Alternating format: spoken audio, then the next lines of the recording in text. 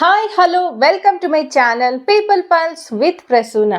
ఈ వారం నామినేషన్స్ చాలా డిఫరెంట్గా ఉండబోతున్నాయి. ఎలా అంటే ఆల్రెడీ ఎలిమినేట్ అయిపోయిన కంటెస్టెంట్స్ వచ్చి ఇప్పుడు హౌస్లో ఉన్న కంటెస్టెంట్స్ని నామినేట్ చేస్తారు.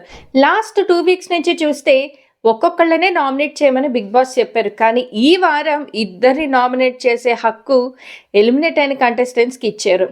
అందులోనూ సోనియా వస్తుంది అంటే కొంచెం ఇంట్రెస్టింగే కదా, ఎవరిని నామినేట్ చేయబోతోంది అని. సో ఎలిమినేట్ అయిన కంటెస్టెంట్స్ ఎవరు నామినేట్ చేస్తారని మీరు అనుకుంటున్నారో కమెంట్ చేసేయండి. అండ్ వీడియో చివరిలో ఒక ఇంట్రెస్టింగ్ విషయం అయితే చెప్పేస్తాను.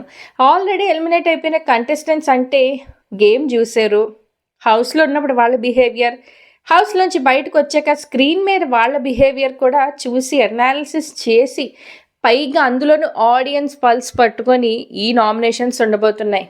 ఇది ఒక మంచి స్టెప్ అని నాకు అనిపించింది. ఏంటంటే 24 గంటల్లో వాళ్ళతోనే ఉంటారు, కానీ బయటకు వచ్చే చూసిన తరువాత ఒక ఆడియన్గా ఆర్ఎల్స్ ఒక ఫ్యాన్గా వాళ్ళ గేమ్ని చూసి ఇప్పుడు నామినేట్ చేయబోతున్నారు ఎలిమినేట్ అయిన కంటెస్టెంట్స్.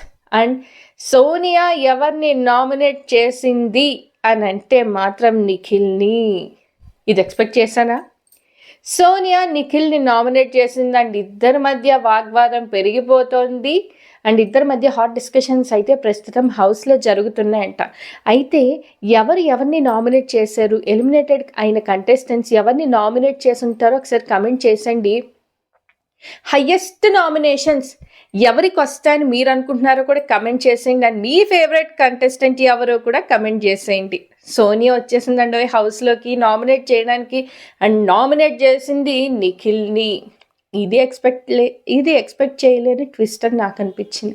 మేబీ హౌస్లో గేమ్, హౌస్ బయట తను ఒక ఆడియన్గా చూసి ఏమైనా అనాలిసిస్ చేసి నామినేట్ చేసిందేమో. సో మీరేమనుకుంటున్నారో కమెంట్ చేసేయండి.